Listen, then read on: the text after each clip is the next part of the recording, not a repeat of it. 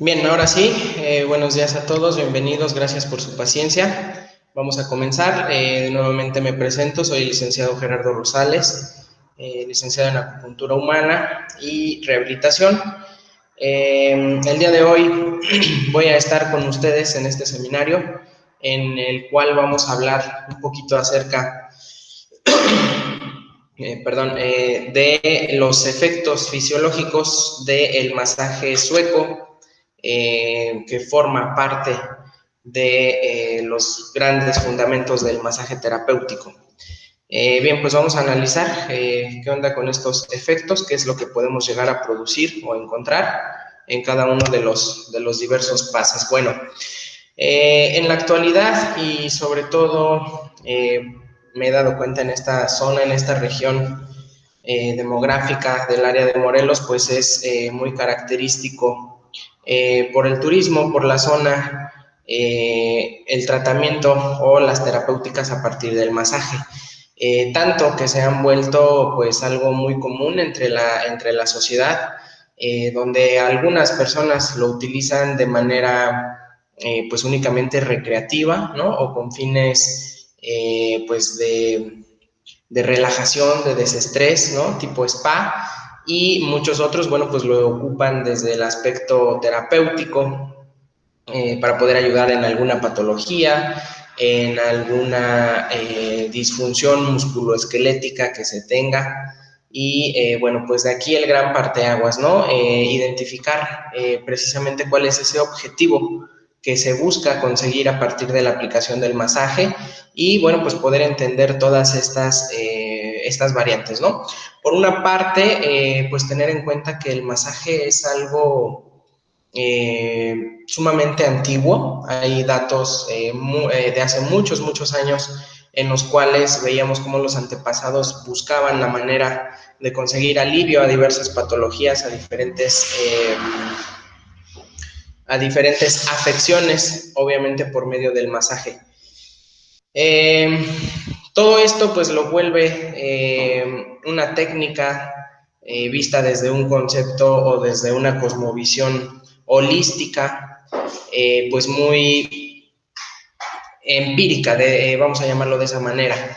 Es básicamente un grupo de técnicas artesanales, ajá, que conllevan una serie o un largo tiempo de práctica para poder realizar correctamente estos pases o estas técnicas de masaje.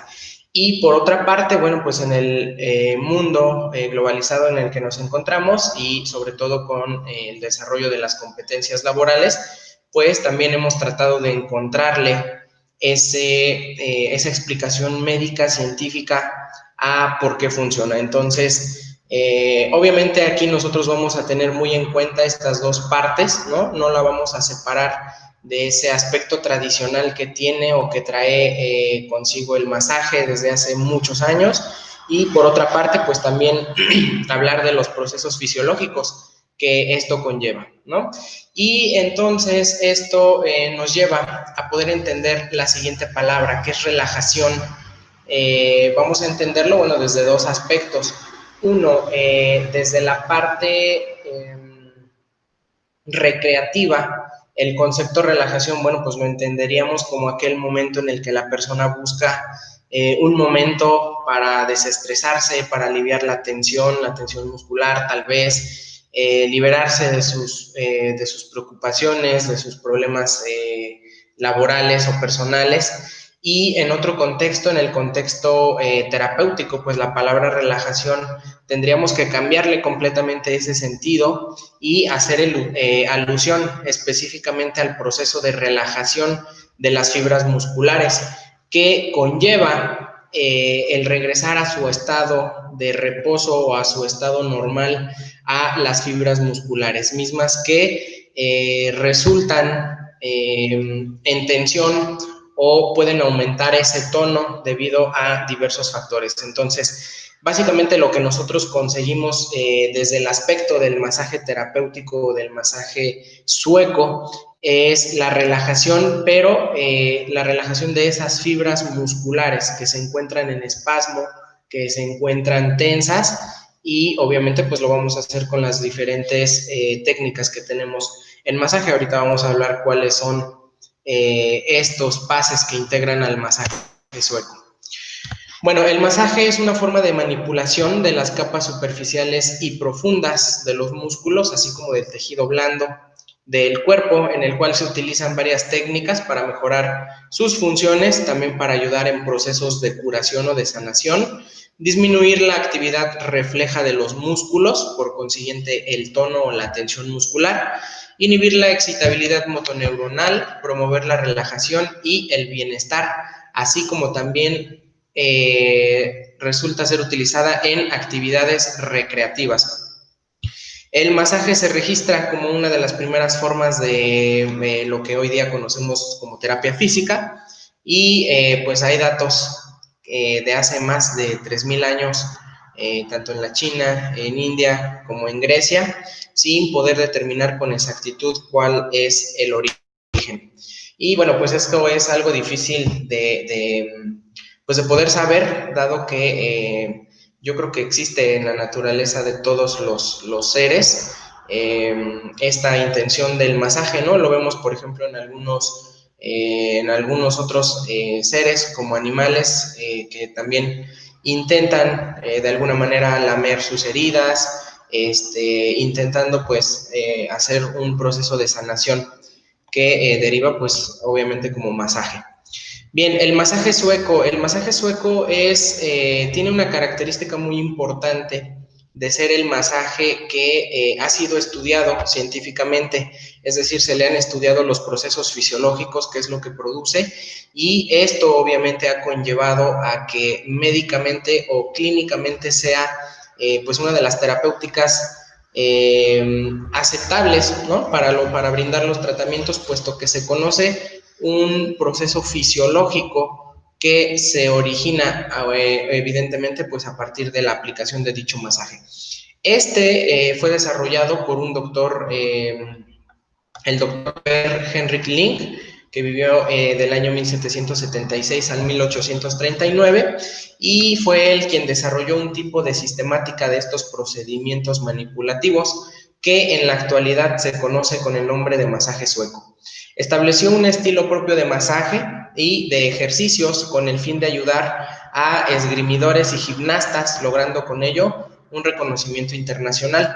Una gran parte de sus ideas constituyen los fundamentos del masaje deportivo moderno y efectivamente hasta la actualidad todo lo que concierne a el masaje deportivo pues está fundamentado básicamente en todos estos procesos fisiológicos a partir de las investigaciones del doctor Per Henrik. Y bueno, pues sabemos que actualmente el deporte pues también se ha vuelto no solamente una disciplina que va encaminada a las competencias pues por únicamente diversión, ¿no? Sino que también ya actualmente cuentan con el desarrollo de infraestructuras muy elevadas que obviamente requieren inversiones, que requieren costos. Vamos, se ha vuelto también un negocio y de esta manera, bueno, es que pues se puede adentrar también con el masaje y obviamente al requerir o al estar en juego muchas de estas condiciones, pues se ha buscado la parte de investigación en cuanto a masaje para poder potenciar el resultado de un atleta. El masaje terapéutico, por otra parte, bueno, pues es un arte científico, un sistema de valoración y aplicación que puede conllevar deslizamientos, fricciones, vibraciones, percusiones, amasamientos, estiramientos, compresiones dentro de la amplitud de los movimientos fisiológicos, obviamente normal de las personas. Se realiza mediante actividades táctiles desarrolladas con las manos, pies y brazos, codos y antebrazos que se aplican sobre la piel, sobre los tejidos blandos superficiales, los músculos, los tendones, ligamentos, así como estructuras del tejido blando. El propósito fundamental va a depender del objetivo de cada uno de los pacientes, pudiendo ser la relajación muscular que mencionábamos al inicio de la presentación, la activación o el aumento del tono. Esto se realizaría en pacientes precompetitivos, es decir, previos a una competición, obviamente para activar esa fibra muscular y que su rendimiento sea mayor. Todo esto tiene que tener, evidentemente, pues se debe saber hasta qué punto llevarlo, puesto que de lo contrario estaríamos fatigando esa fibra muscular y contrario al resultado que esperamos, pues el competidor se fatigaría demasiado durante la competición. Un masaje descontracturante, que por lo general se realiza posterior a las competiciones y bueno, nada más. Recomendaciones muy generales. Bueno, les recuerdo que aquí en seminario hablamos de manera pues un tanto general acerca de la patología para conocer un poco. Pues el ritmo tiene que ser un ritmo uniforme y esto va a depender obviamente de los objetivos que quieramos alcanzar, ¿no?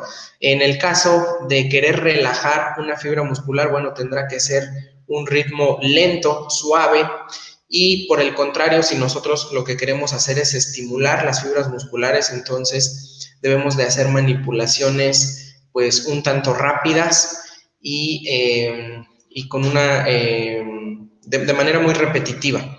La intensidad, bueno, nos dice que no hay que producir dolor, aunque esto no siempre sucede así, es decir, dentro de la característica del masaje terapéutico hay algunas manipulaciones y sobre todo cuando los músculos tienen demasiada tensión o que inclusive llegamos a encontrar algunos puntos gatillo, pues suelen producir algo de dolor al paciente.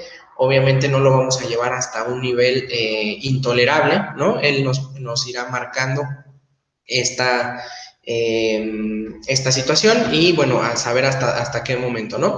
La presión para poder realizar o diferenciar qué tipo de masaje quieres, bueno, habremos de notar entre estas dos una presión superficial que por lo general me genera un proceso de relajación más elevado y una presión profunda que trabaja como descontracturante a nivel muscular. El tiempo, bueno, pues este va a depender de la extensión de la zona que vayamos a tratar o del grupo muscular, ¿no? Pudiendo ser, por ejemplo, se me ocurre ahora, no sé, el grupo muscular del cuádriceps, isquiotibiales, la región de la espalda, región dorsal, región cervical. Entonces, dependiendo de la zona que vayamos a tratar, es el tiempo que tendremos establecido para cada uno de ellos. Hay que tener una dirección adecuada, para esto hay que conocer, pues, o tener conocimientos básicos acerca de anatomía, hay que conocer la dirección de la fibra muscular que vamos a trabajar para ir en favor de esa dirección, que por lo general será origen-inserción, y con ello evitar pues alguna lesión, ¿no?, a la propia fibra muscular. Hay que tener en cuenta también tratar siempre de favorecer el retorno venoso.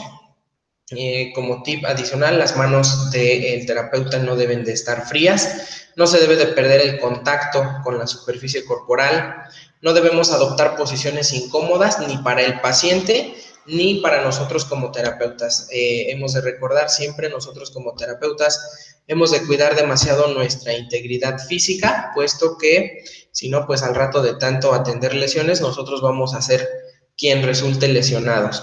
Y pues adicional a ello, también no realizar maniobras violentas que puedan pues incomodar al paciente. Hablando un poco en lo que respecta a la cabina, bueno, pues hay que tener ciertos preparativos, obviamente antes de una sesión de masaje. Todo esto depende también del área en donde se brinda el masaje, ¿no? Que por lo general o lo más ideal es que fuera una cabina de masaje, que tiene que ser una habitación limpia, y hay que tener todos los suministros necesarios a la mano, ¿no? La toalla para estar limpiando aceite, la sábana para cubrir al paciente, el propio aceite y, bueno, no andar corriendo ahí a la mera hora de brindar el servicio. ¿Qué lubricante se utilizará? Puede variar entre polvo, talco, aceite, que es a veces el vehículo más utilizado. La temperatura de la sala debe de ser muy adecuada, tiene que estar cálido puesto que si no el paciente pues le va a dar demasiado frío. Se debe de tener en cuenta también el método que vamos a desarrollar. Hay que aprender a concentrarse en las características del cliente y la sesión, así como los procedimientos que habrá que seguir respecto a su vestuario. Y bueno, este es un punto que profundizamos un poquito más ya durante el diplomado. Recordemos que desafortunadamente muchas veces cuando se entra a una sesión de masaje, pues se tienen connotaciones sexuales. Se han dado los casos a partir de uno de los clientes hacia el terapeuta o viceversa, ¿no? Del terapeuta hacia los clientes. Esto es algo con lo que debemos de tener cuidado. Hay que recordarles que tienen que ser siempre muy profesionales en su trabajo y bueno, pues todo esto es un tema en el que habría que profundizar más, ¿no? Respecto a los vestuarios o en lo que respecta a esta parte de la intimidad del paciente. Herramientas, bueno, pues nosotros como terapeutas no requerimos más que nuestras manos, que es la herramienta principal que tenemos, ¿no? Es con lo que vamos a trabajar. Hay que mantenerlas siempre seguras, libres de heridas. Hay que tratar de tener unas manos suaves, tersas, que sean agradables, obviamente, al momento de brindar el servicio de masaje. La camilla, pues es lo que requerimos. Hay que tener en cuenta que debemos de tener una camilla con la altura necesaria para nuestros requerimientos. Por lo general, este es aquella camilla que llega a la altura de nuestro trocánter mayor del fémur. Esto para facilitarnos el trabajo, facilitarnos la sesión, la aplicación de la sesión del masaje y no terminar, obviamente, tan cansados al final. También hay que tener en cuenta que tiene que ser una camilla fuerte, robusta y obviamente para no pues no correr el riesgo de que la camilla pueda colapsar con el cliente encima, ¿no? Y que se nos vaya a caer. La mayoría de los fabricantes pues ofrecen un modelo básico, al igual que podemos encontrar camillas pues de muchos precios, de muchas variaciones, desde algunas muy sofisticadas hasta algunas muy sencillas, ¿no? En este caso, pues yo les he de sugerir una mesa portátil, una camilla portátil, puesto que tienen la característica de ser resistentes, soportan varios kilos, se vuelven muy apropiadas para el masaje y bueno, sobre todo aquellos que estuvieron trabajando ahora en esta situación que vive el país, tal vez algunos masajes a domicilio, pues es una camilla que se vuelve fácil de transportar. Adicional a esto, estas camillas casi todas por lo regular pueden fluctuar la altura a la que se establece, es decir, se puede acondicionar para varias personas, ¿no? A la altura de diferentes personas y bueno, pues esas son algunas de las ventajas que ofrece, ¿no? Camilla fija contra camilla plegable, bueno, pues les dejo ahí la espinita para que ustedes definan entre si una camilla fija y una camilla plegable, cuáles serían las ventajas y las desventajas de cada una de estos diferentes tipos de camilla. Posiciones que adopta el paciente, bueno, todo esto también va a depender evidentemente de la zona que vamos a tratar, ¿no? Recordemos que siempre debemos de contar con el área libre para trabajar, es decir, colocar la vestimenta, la vestimenta quirúrgica o cualquiera que elijan apropiada, pero que permita la libertad de la manipulación de los pases del masaje. Estas posiciones pueden variar entre estar de cúbito prono, boca abajo, de cúbito supino, boca arriba, de cúbito lateral e inclusive a algunos pacientes los llegamos a tratar en sedestación, sentados. Posición del terapeuta, bueno, esto es sumamente importantísimo, algo que también vamos a profundizar mucho más en lo que respecta al diplomado. De manera muy general, pues hay que tratar de mantener siempre la espalda recta, ¿no? Y eso, bueno, pues debería de ser siempre para todos. Eso se llama higiene de columna. Por lo general, la mayoría del tiempo, mientras brindamos el masaje, se adopta la posición en silla de montar o algunos otros la conocen como posición de arco y flecha y hay que ir fluctuando con la dinámica del pase para evitar la contractura de la musculatura paravertebral. Todo esto, repito, hablamos del terapeuta. Medios deslizantes, ¿con qué vamos a reducir la fricción? Bueno, pues estos medios precisamente tienen la única función, no es más que otra cosa que reducir la fricción de la piel, bueno, pues tanto de las manos del terapeuta, obviamente ejercida sobre la piel del paciente, y con ello pues evitar lesión en el área, enrojecimiento tal vez, o irritación, sobre todo irritación. El empleo medicinal y cosmético de lubricantes se halla fuera del alcance de la práctica de masoterapia, es decir, esto es algo que se ha ido pues socialmente incluyendo de alguna manera en algunas sesiones de lo que es masaje. Hay algunas personas que conocen acerca de herbolaria, acerca del uso medicinal de alguna planta y entonces, inclusive de la aromaterapia, y entonces aprovechan esta ventaja para agregar dicha planta, agregar alguna esencia al vehículo, en este caso al aceite, que es lo comúnmente utilizado, y con ello, bueno, pues logran efectos diferentes, ¿no? O como un plus en la sesión de masaje. Los lubricantes se clasifican en aceites, cremas y o polvos, que pueden tener una base vegetal, mineral o de petrolatos.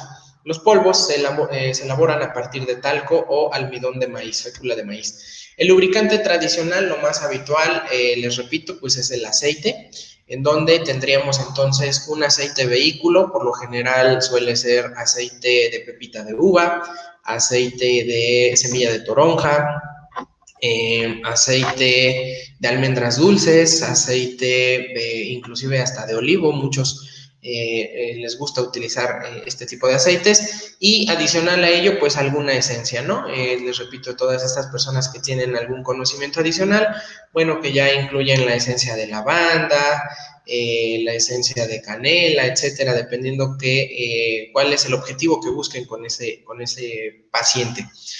Repito, todo esto es opcional, ¿no? En lo que respecta a masaje terapéutico, bueno, con tener este medio deslizante, en este caso el aceite, pues es más que suficiente. Bien, en lo que respecta de los efectos fisiológicos del masaje, habremos pues de dividirlos, ¿no? Vamos a tener varios efectos fisiológicos a nivel corporal. Tenemos los efectos mecánicos, que son aquellos que se producen a nivel de la estructura física, es decir, aquellos tejidos, aquel nivel tisular que tiene directamente el contacto con la mano del terapeuta. Los efectos fisiológicos, que serían los cambios orgánicos del cuerpo, pudiendo ser una célula, un tejido, un órgano o inclusive todo un sistema, ¿no? Esto se llevaría a cabo por medio de reflejos, ¿no? De reflejos y potenciales de acción. El resultado de la presión o movimiento en una parte del cuerpo que va a tener efecto en otra a distancia. También vamos a tener efectos a nivel cuerpo y mente, a nivel psicológico, la conexión cuerpo y mente, las emociones como parte de la salud y obviamente los procesos de enfermedad o la fisiopatología. Y también habremos de modificar la cuestión energética. En este caso me refiero más específicamente a los procesos bioquímicos y bioenergéticos de nuestro cuerpo por aumento de la temperatura, llámese glucólisis, ciclo de Krebs, respiración celular. A nivel de la piel, ¿qué sucede con los pacientes a los que brindamos masaje? Bueno, pues hay hiperemia, hay aumento del enrojecimiento de la zona. Con esto, aumento de la temperatura, una vasodilatación, una pues inflamación controlada, si es que así pudiéramos denominarlo, regeneración de la piel por barrido de la última capa de la piel, que es la epidermis, y sensibilidad, como aumento de la sensibilidad. A nivel sistema nervioso tendremos disminución del consumo de oxígeno y del metabolismo basal, incremento de la intensidad y frecuencia de las ondas cerebrales, así como reducción de los lactatos también y disminución del sistema de lactatos que están asociados con la ansiedad, mejora la calidad del sueño y también hay una disminución de dolor. Por parte del sistema circulatorio, todo lo que son los vasos sanguíneos, pues hay vasodilatación, aumento del calibre o del diámetro de estos vasos, por consiguiente un mayor aporte de oxígeno, mayor aporte de nutrientes. Hay disminución de la viscosidad de la sangre, lo que podría ayudar a favorecer procesos como la hipertensión arterial, favorece el retorno venoso también. Y a nivel linfático, pues puede haber reducción de los edemas, favorecer la circulación de la linfa, que, bueno, como ustedes sabrán, son los desechos propios del metabolismo. Y bueno, ahondando un poquito más en lo que respecta a la parte muscular, habremos de entender cómo se encuentra constituido el músculo, y esto es el parteaguas más importante para poder determinar qué tipo de manipulación es la que requiere mi paciente al momento de acudir a una sesión de masaje terapéutico, masaje sueco. Bueno, el músculo es una máquina con una capacidad increíble para transformar la energía química en trabajo mecánico. A esto se le conoce como fuerza muscular. Entonces, la conversión, la capacidad que tiene el músculo para convertir la energía química proveniente obviamente de los alimentos, de los nutrientes que nosotros consumimos, y transformarlos en trabajo mecánico, se le llama fuerza muscular. Los diferentes tipos de músculo que tiene nuestro cuerpo, pues son el músculo liso involuntario, que tenemos a nivel visceral, vejiga, vesícula biliar, intestinos, por mencionar algunos. El músculo cardíaco, que lo encontramos obviamente nada más en el corazón, y el músculo estriado o músculo esquelético, que es aquel que se encarga de proveer todos los movimientos o todo el proceso motor y la locomoción del cuerpo. Músculos que por lo general son voluntarios, ¿no? Puesto que los ocupamos para las actividades de la vida diaria. Su principal función, pues, es el movimiento, hablamos propiamente del músculo esquelético, y mantenimiento de la postura por medio del tono muscular. Hablar de un sarcómero es muy importante. Me gustaría que ahonden un poquito más acerca del sarcómero, que es la unidad básica o la unidad funcional del músculo esquelético, es decir, es allí donde sucede toda la magia del proceso de la contracción muscular. Una agrupación de diversos sarcómeros, es decir, de muchos, de miles de sarcómeros, me van a conformar una miofibrilla. A su vez, la miofibrilla me va a formar, una fibra muscular. Posterior, estas van a formar fascículos, y por último un conjunto de fascículos me va a dar un músculo ya en forma, ¿no? Cualquiera que quieran mencionarme ahora, ¿no? Músculo bíceps braquial, pectoral, etcétera. Cualquier músculo ya en forma. Bueno, el proceso de la contracción muscular, de manera muy breve, esta es una unidad de sarcómeros. En la imagen de arriba vemos un sarcómero relajado, que hablábamos hace unos instantes, ¿no? Es aquellas bandas, esas fibras musculares que se encuentran pues sin tensión, sin aumento de tono, las denominamos relajadas. Y en la imagen inferior observamos a las mismas fibras musculares, pero realizando una contracción muscular. Vemos cómo estas se acortan, se hacen más pequeñas, y con ello, por ahora de manera muy general, pues consiguen el movimiento. Bueno, a nivel de músculo esquelético, ¿cuáles serían los procesos fisiológicos o cuáles serían los objetivos del masaje terapéutico en este caso? Uno, evitar la atrofia muscular, es decir, que ese músculo en desuso o que no se utiliza pierda sarcómeros, como una sarcopenia, pierda tono o que genere una hipotonía. Disminuir los procesos de fibrosis, disminuir la fatiga después del esfuerzo, por ejemplo, no sé, se me ocurre después de competiciones, promover la relajación muscular. Va a haber algunos momentos en que estas bandas, estos sarcómeros, no regresen a su posición, y entonces esto es algo que comúnmente, yo me imagino que la mayoría de los que estamos aquí presentes han tenido la oportunidad de percibir algún punto gatillo, algún nódulo muscular que se representa o que vemos representado bajo la forma de contracturas musculares, ¿no? Inclusive en la parte que respecta al paciente muchas veces llega con nosotros y pues nos los refiere así burdamente, ¿no? De esa manera, refiere tener alguna bola, alguna bolita sobre el músculo y bueno, pues esa consecuencia de la no relajación precisamente de alguno de estos sarcómeros. Aumento del flujo sanguíneo y la presencia de puntos gatillo. Hablaremos rapidísimo de las propiedades del tejido muscular. Bueno, un músculo esquelético, como cualquiera de los diferentes que podemos llegar a encontrar en todo el cuerpo, comparten 4 características sumamente importantes o sumamente vitales, que son las siguientes. Excitabilidad eléctrica será aquella capacidad de responder a estímulos eléctricos, en este caso, provenientes del sistema nervioso, a los cuales denominamos potencial de acción, es decir, un potencial de acción, un cambio, una despolarización en las membranas celulares y en las fibras, van a determinar en qué momento un músculo se tiene que contraer y en qué momento debe de relajarse.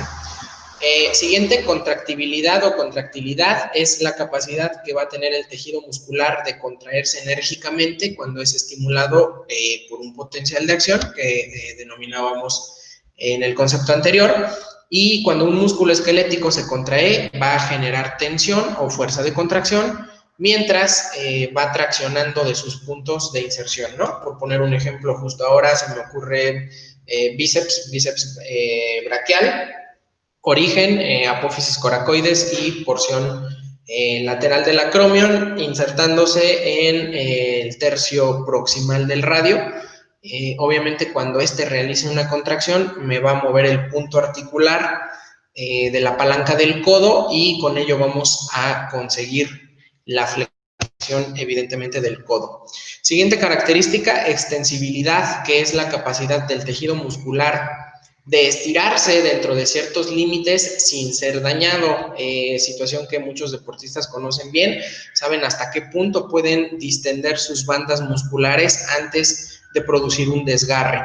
El tejido conectivo intramuscular limita el rango de extensibilidad y lo mantiene dentro de un rango contráctil pues apropiado para las células musculares. En condiciones normales, el músculo liso está sometido al máximo grado de estiramiento. Por ejemplo, cada vez que el estómago se llena de alimentos, se estira el músculo liso de su pared. Pero bueno, nosotros en el masaje terapéutico no trabajamos directamente con el músculo liso, sino que es con el músculo estriado. Repito, ambos tienen la capacidad de extensibilidad, aunque lo que nos dice el texto es que el músculo liso tiene una mucho mayor capacidad para el estiramiento, a diferencia del músculo esquelético o músculo estriado. Y la última característica es la elasticidad, que va a ser la capacidad del tejido muscular de recuperar su longitud y su forma original después de haberse estirado, después de haber realizado contracción o después de haberse extendido. Una vez entendiendo esto, habremos de diferenciar los tipos de fibras musculares que tenemos, y esto es la clave exactamente para diferenciar cuáles serían los objetivos que yo deseo conseguir a partir del masaje. Tenemos 2 tipos de fibras blancas y fibras rojas, comúnmente denominadas así. Ahorita vamos a ver cuál es su nombre adecuado. De manera muy breve, bueno, las fibras blancas son fibras rápidas, tienen muchas miofibrillas y por consiguiente pueden generar fuerza sumamente elevada, es decir, un nivel de fuerza impresionante, y en relación a su sarcoplasma, que es pequeño y tiene pocas mitocondrias, por lo cual tienen esa capacidad de generar mucha fuerza, pero esta fuerza, como es muy intensa, se les va a acabar demasiado rápido, es decir, se van a fatigar muy pronto. Su fuente energética fundamental es el glucógeno y su funcionamiento principalmente es anaeróbico. Todo esto mediante el sistema de lactatos, básicamente. Por otra parte, las fibras rojas son otro tipo de fibras distintas que tienen muchas mitocondrias y por consiguiente tienen la capacidad de almacenar mucha mioglobina. Esto es lo que les confiere ese color rojizo oscuro. Y bueno, estas fibras tienen la capacidad de generar pues una fuerza un tanto moderada, ¿no? No se compararía obviamente con las fibras blancas, pero esta fuerza puede perdurar durante mucho tiempo, es decir, puedes mantenerlo en contracción por mucho tiempo y esta fibra no se va a agotar. Almacenan una buena cantidad de oxígeno y gotas lipídicas, siendo su funcionamiento fundamentalmente aeróbico. Estas sí dependen del proceso de oxigenación, bueno, diferencio, para la obtención de energía, de moléculas de ATP, ¿sale? Porque, bueno, si nos ponemos muy estrictos, obviamente ambas fibras, pues requieren de oxígeno, si no, obviamente entrarían en desequilibrio. Hablamos de que no requieren oxígeno para la obtención de moléculas de ATP. Bueno, las fibras musculares esqueléticas, como hemos visto, no todas son iguales. Hay algunas que tienen más contenido de mioglobina, que denominamos fibras rojas, y las fibras blancas. Bueno, empezamos con las primeras, que serían las rojas. Su nombre correcto serían fibras oxidativas lentas, se les conoce con la nomenclatura OL. Tienen un diámetro pequeño y por consiguiente son un tipo de fibras musculares pues menos potentes, son de color rojo oscuro, ya veíamos, porque tienen demasiada mioglobina y muchos capilares. Estas fibras, su característica elemental es que son muy resistentes a la fatiga y pueden tener contracciones sostenidas, prolongadas durante muchas horas. Estas fibras las encontramos en músculos, por ejemplo, del core stability, en músculos que nos ayudan a mantener la postura, actividades aeróbicas de resistencia también, como aquellos músculos que nos ayudan para correr una maratón. Siguiente tenemos una derivada de estas fibras rojas, que serían las fibras oxidativas glucolíticas rápidas, nomenclatura OGR, y estas fibras son muy similares a las anteriores, solo que tienen la capacidad de generar un grado mayor de fuerza, sin ser obviamente demasiado o excesivo, y se agotan de alguna manera más fácil, es decir, estas no las podríamos mantener en contracción sostenida durante muchas horas, a diferencia de las anteriores. Estas fibras OGR contribuyen al desarrollo de actividades como caminar y correr, obviamente con velocidad, situación que podremos realizar, pero no por mucho tiempo. Y por último, tenemos las fibras blancas o las fibras glucolíticas rápidas, que sería el nombre apropiado, nomenclatura GR. Estas son de mayor diámetro, contienen mayor cantidad de miofibrillas también. Estas tienen un bajo contenido de mioglobina, casi no requieren del oxígeno para poder obtener su reserva energética y por ello se les observa de color blanco.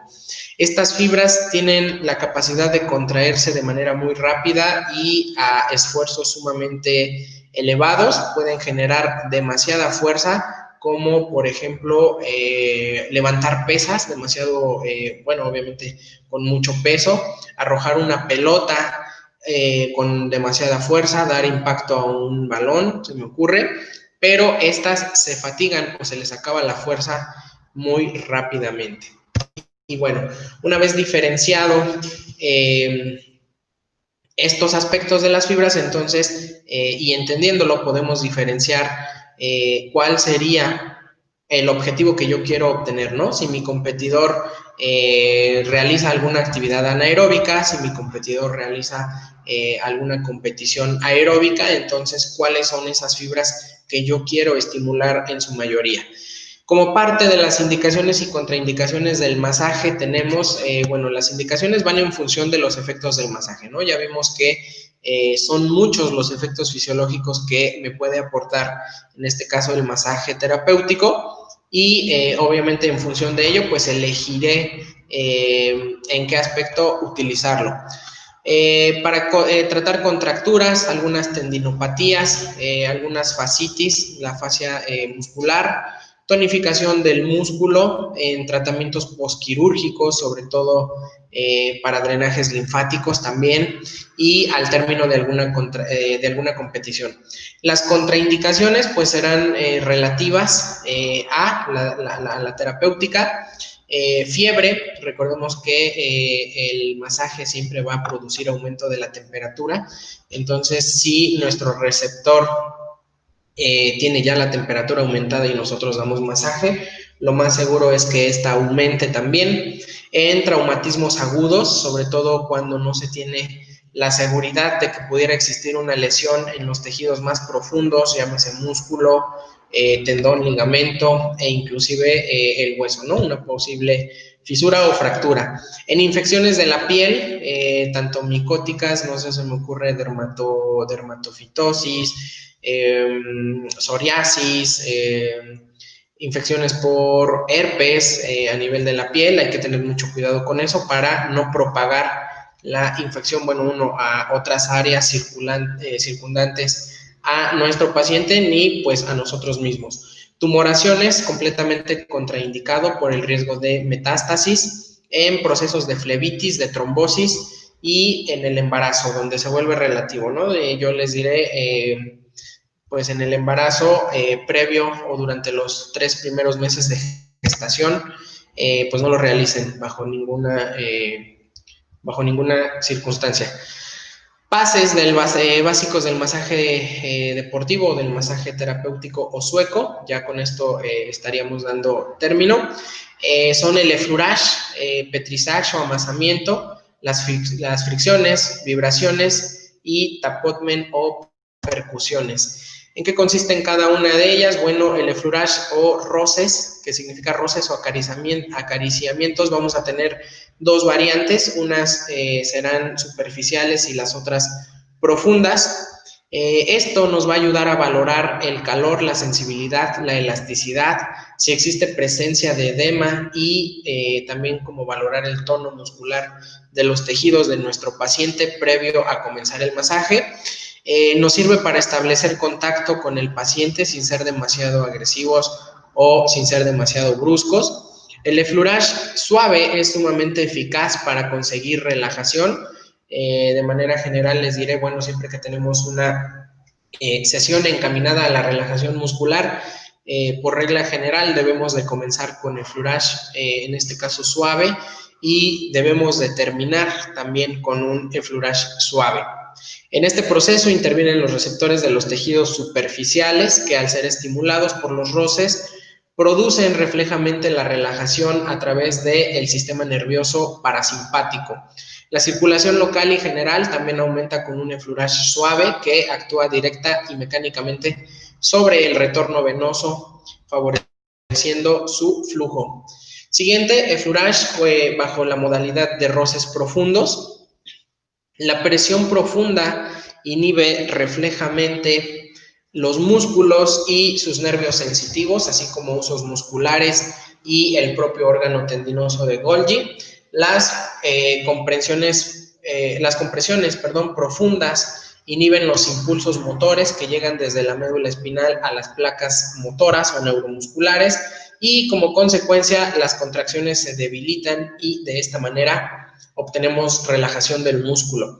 El deslizamiento profundo favorece el drenaje venoso y linfático con el vaciaje de las venas extasiadas, aumenta el espacio disponible para el riego arterial y el tejido muscular se beneficia del aumento de la circulación arterial, pues suministra a su vez oxígeno y el líquido plasmático. Siguiente, petrissage o amasamiento. Los principales movimientos de compresión sirven para desplazar, se realizan retorciendo los tejidos, ya sea elevándolos o comprimiéndolos contra las estructuras subyacentes o directamente con nuestras propias manos. Esto distiende el tejido muscular y la fascia circundante. Se obtiene un efecto de acción de bomba que produce o favorece el drenaje linfático, reduciendo el edema, favorece la circulación también, utilizado también en la emulsificación de las grasas, ¿no? Lo hemos visto ser utilizado también en otras variantes de masaje, como el masaje para el control de peso, favorece activación de las fibras rojas, ¿no? En este caso ya tenemos, bueno, la primera clave, favorecer la activación de las fibras rojas. Si ese es el objetivo de mi receptor o usuario de masaje, entonces nos enfocaremos en brindar durante un tiempo mayor de la sesión, pues amasamiento. Siguiente, fricciones. Los tejidos superficiales se desplazan sobre los tejidos profundos utilizando las puntas de los dedos o el pulgar de una sola mano en la mayoría de los casos. Esto depende de la técnica con la que se acomode a trabajar el terapeuta. Las fricciones se pueden aplicar en varias direcciones, en círculos, transversalmente a las fibras, como en una especie de masaje Cyriax, o en línea recta siguiendo su trayecto. Estas nos ayudan a disminuir la fatiga muscular y tiene efectos neurológicos también, muy utilizadas en pacientes neurológicos, comúnmente secuelas de EBC, de evento cerebrovascular, en la cual hay afección de la musculatura, sea en espasticidad o en hipertonía. Vibración, las yemas de los dedos se emplean para agarrar suavemente la piel y los tejidos superficiales. Para aplicar movimientos vibratorios hay que colocar los dedos lo más separado posible. No produce contracciones reflejas de la musculatura esquelética y nos ayuda también a favorecer el drenaje linfático. Y por último tenemos el tapotement, que serían técnicas de percusión en la cual hay muchas modalidades o muchas variantes de percusión. Todo esto, bueno, tiene que recaer en un golpeteo suave que no lastime al paciente. La intención de estos es producir hiperemia, vasodilatación, nos ayuda a estimular el arco reflejo. Esto nos va a generar aumento del tono muscular, nos va a tensar la fibra muscular. Si queremos llegar a una relajación, entonces habrá que tener cuidado con utilizar por demasiado tiempo la técnica tapotement, porque obtendríamos el efecto totalmente contrario. Y este nos ayuda a la activación por lo general de las fibras blancas, es decir, de estas fibras que son capaces de generar demasiada energía, demasiada fuerza muscular, pero que se fatigan de una manera muy pronta. Y bien, bueno chicos, pues esto es todo lo que respecta a, pues a las generalidades del masaje, de los efectos fisiológicos del masaje sueco. Y bueno, vamos a ver aquí algunos textos que nos mandan. Abrimos sesión de preguntas. No sé si quieren escribir alguna pregunta, tengan alguna duda respecto a lo que hemos visto.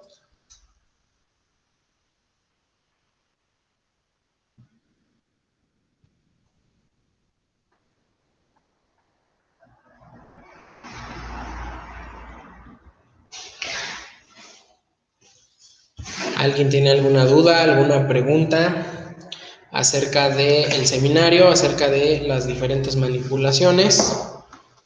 Ya para concluir este seminario del día de hoy.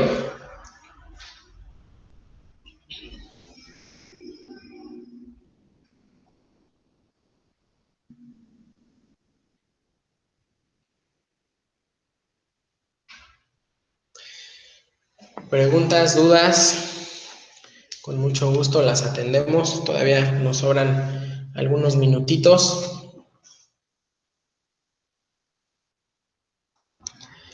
Stephanie Guzmán nos pregunta aproximadamente qué tiempo debe de durar cada uno de los pases del masaje. Bueno, por lo general oscilan entre los 7 a los 13 minutos, 15 minutos cada una de estas fases, pero todo esto, bueno, no podemos generalizarlo porque recuerden, va a depender de, pues del objetivo que yo quiero alcanzar. Pero por lo general en eso oscila entre 7 a 15 minutos aproximadamente cada uno de los pases. Yesita CR nos dice, este tipo de masaje está recomendado en qué tipo de personas. Bueno, el masaje sueco o masaje terapéutico realmente yo creo que está contraindicado para pues todas las personas, ¿no? Todas las personas tienen un diferente tipo de tono muscular, todos en el día a día producimos tensión muscular dado o debido al estrés. Entonces, más bien aquí lo que habría que entender o aterrizar sería que el masaje sueco nos puede ayudar a mejorar la calidad de vida, independientemente de cuál sea la situación en la que se encuentra. Más bien habría que determinar cuál es la condición biomecánica o postural de ese paciente y en base a ello, pues poder ofrecerle, ¿no? Alguno de estas técnicas o de estos pases. Obviamente nos falta todavía muchísimo más por hablar respecto a cada uno de estos procesos fisiológicos, pero bueno, eso ya lo estaremos viendo con mucha más calma y a mayor detalle dentro del propio diplomado. Isabel Robles, ¿cuánto tiempo se realiza un masaje de espalda? Bueno, únicamente de la región de espalda, contemplando la región cervical, la región dorsal, así como la región lumbar, puede estar oscilando entre los 25 a 40 minutos aproximadamente. ¿Cuánto tiempo debe durar una sesión? Bien, esto también va en función obviamente del área que vamos a trabajar, como mencionábamos, ¿no? Si es un área grande, pues vamos a tardar un poquito más. Hay algo bien peculiar aquí en el masaje terapéutico, a diferencia de lo que sería un masaje holístico o un masaje integral donde pues nos vemos básicamente obligados a trabajar cada una de las regiones del cuerpo, es decir, miembro superior, miembro inferior, tanto en su vista anterior como posterior, así como espalda y la región cervical. En el masaje terapéutico no trabajamos todas esas áreas, es decir, si nuestro paciente, nuestro cliente o receptor tiene un problema, no sé, en tensor de la fascia lata, tiene un problema en rodilla, tiene un problema en tobillo, pues nosotros nos enfocamos a masajear únicamente esa zona que requiere el servicio. Pero bueno, una sesión de masaje holístico de tiempo completo oscila entre los 50 hasta la hora y 10 o hora y 15 minutos. ¿De acuerdo? Adriana Pisa, ¿el masaje reductivo usa estas mismas técnicas? Pues sí, muchas de ellas tienen el mismo fundamento. Mencionábamos el masaje petrisage o amasamiento, es de los grandes favoritos para el masaje reductivo. Gladys Valencia, en caso de un desgarre muscular, ¿se puede aplicar? Claro que sí, obviamente hay que tener en cuenta el tiempo de evolución de este desgarre, ¿no? Si es muy agudo, si tiene apenas 2 o 3 días que sucedió, inclusive semanas, 1 o 2, obviamente hay que hacerlo con mucha precaución, habría que valorar si el paciente nos permite el contacto, ¿no? Es decir, si no le produce molestia o dolor, pero sí se pudiera realizar. Bien, última pregunta, se nos ha terminado el tiempo. Ricardo Valderas, en pacientes de UCIN es recomendado realizar vibraciones y percusiones suaves como método de estimulación. Ricardo, por favor, si nos mencionas las siglas UCIN, ¿a qué haces referencia? Y con eso terminamos. Ricardo, ¿sigues allí?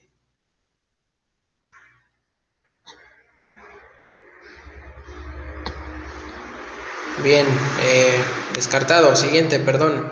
Patricia Núñez, última, ahora sí con esta terminamos. ¿Cómo puedo acceder al diplomado? Bueno, pues ahí en pantalla tienen el contacto de nuestra sede, que es info.cuernavaca@elaesi.edu.mx. También tenemos el número de contacto que es 777-322-3028. Allí con mucho gusto pueden obtener información acerca del diplomado. Tenemos una participante, Pati, bien nuevamente desde Bolivia. Me parece que el diplomado también pudiera darse vía online. También a esos mismos números habría que hacer contacto y preguntar si efectivamente este diplomado también cuenta con versión en línea y bueno, pues esa sería una de las formas en el que lo pudieran hacer. Bueno, pues yo estoy como docente encargado del diplomado de masaje terapéutico en la sede Cuernavaca. También tenemos la variante del taller, que es únicamente un solo día.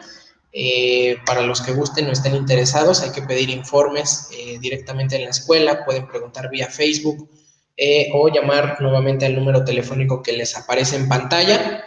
Y bueno, pues eso es todo por mi parte. Les agradezco muchísimo su atención. Están al pendientes de próximas fechas de impartición de seminarios. Me parece que el más próximo que tengo hablaré de las funciones del riñón respecto a la medicina tradicional china. Bien, chicos, pues nuevamente muchas gracias. Les deseo un excelente día y nos vemos muy pronto.